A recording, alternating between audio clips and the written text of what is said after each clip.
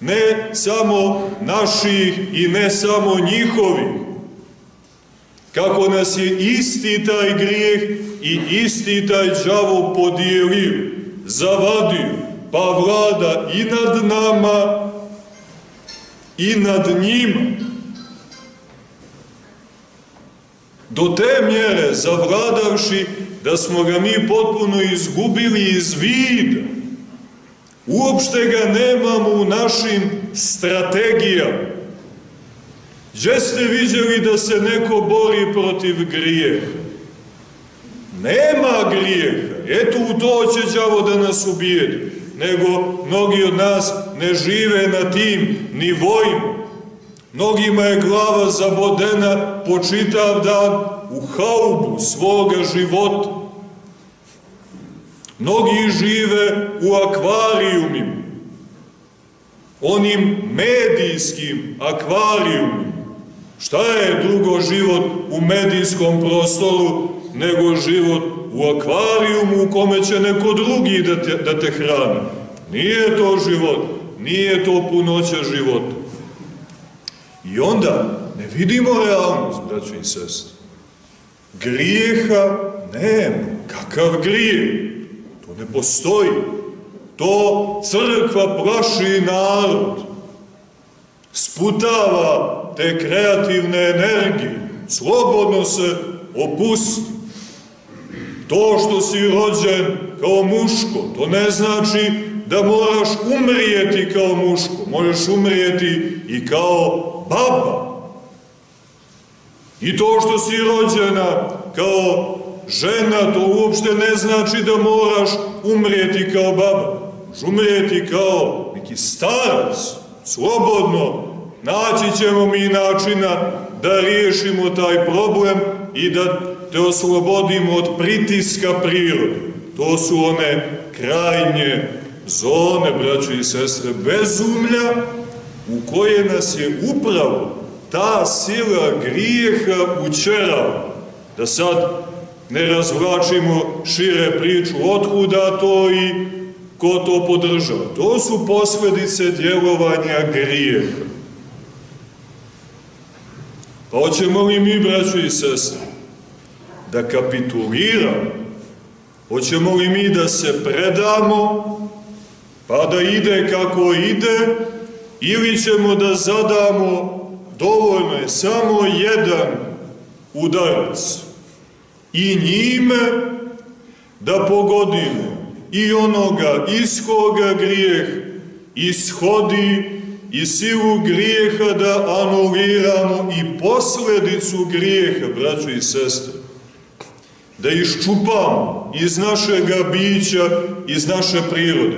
A posljedica grijeha je smrt. Evo vidite, smrt, umiru ljudi. To je sve od grijeha. A grijeh od onog prvog mrtvaca koji će, evo i sad se raspada, i svi koji ga slušaju i vječno će se raspadati. Satana, mrtvi, njegovi mrtvi angeli. A kako je to udarac, braćo i sestre? Kojom ćemo mi to silom na grijeh? Pazite, to treba ustati. Na grijeh, a ko će na grijeh da ustane? On ustaje na Satanu. Pazi, junače, prije nego što ustaneš, razmisli dobro i provjeri strategiju, vidi imaš li ti snage za to, da ti ne bude gore, jer pazite, taj gospodar, taj umni faraon, kako ga nazivamo u crkvi, to je Satan, to je umna sila, braćo i sestre. Nemojte očekivati da će on s vama fizički da se obračunava. Fizički se on obračunavao sa ovim ovdje momcima. Ne bilo kojim, nego najjačim. Antonijem, Pahomijem, Jovanom, Makarijem, Pavlom. To je ekipa na koju on mora fizički da kidiše. A nas on odrađuje umno, braćo i sestre. Provuče nekoliko niti svojih pomisli, sveže ti um i to je to. osedlate dobro i jaše, baš onako jaše. Pazite, ima veliku ergelu,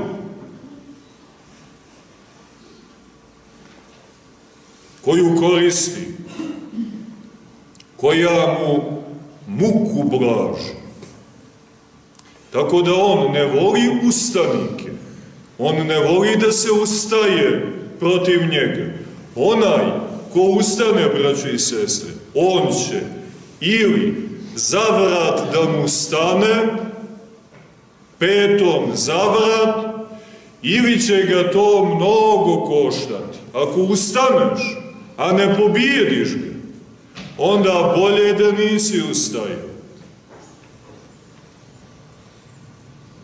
Ovim praznikom crkva nam jasno otkriva onoga, pazite, jedinog koji može da pobijedi grijeh. Satanu, od koga grijeh, pazite, isijava, iz koga se grijeh rađa, i smrt. Ništa se u međuvremenu nije promijenilo. Od onih dana na Jordanu do dana današnjeg ništa se, braćo i sestre, promijenilo nije. U tom našem odnosu prema grijehu, smrti i đavolu. Nije majka rodila junaka, nije ga, braćo i sestre, i neće ga roditi. I ovi naši junaci savremeni ne mogu, pa vidite, a zar ne vidite, izbjegavaju tu temu. Gdje ste viđali da neko ustaje protiv smrti? Vidimo da neko ustaje protiv godine umiranja, pa se pomjeraju granice, ajde da ne umrem danas, nego evo uspjesmo da izdejstvujemo da umremo sjutra. Da se pakujemo u manja, praktičnija pakovanja poslije smrti, da ne moramo da teglimo teške mrtvačke sanduke, nego da to imamo u džepu zajedno sa kutijom cigareta, onaj pepeo od pokojnika.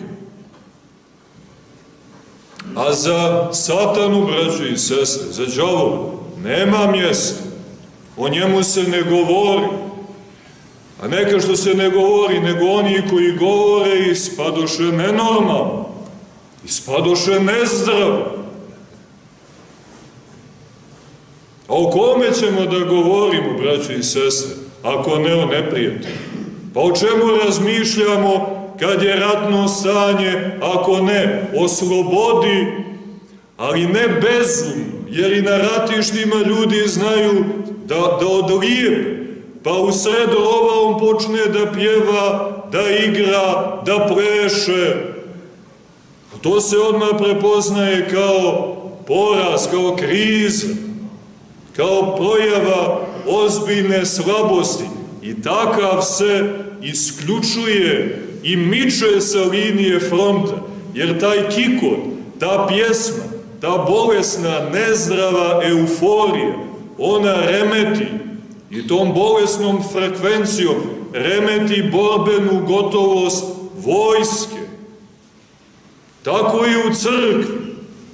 Kad vidimo da se ljudi zabavljaju, da nenormalno slave pobjedu bez objavljivanja rata i bez svijesti o tome ko je naš jedini i glavni neprijatelj, a tu, braćo i sestre, ne možemo da konstatujemo ništa drugo nego pojavu i simptom ludilu. I da bližnjega pomjerimo tamo na zadnje linije fronta, predavši sanitetu, ne bi li mu se pomoglo, jer ako takav izleti iz rova, pa u toj pjesmi uđe u prostor neprijatelja i pozove i druge za sobom, to je sve izgubljeno. To su čisti gubitci.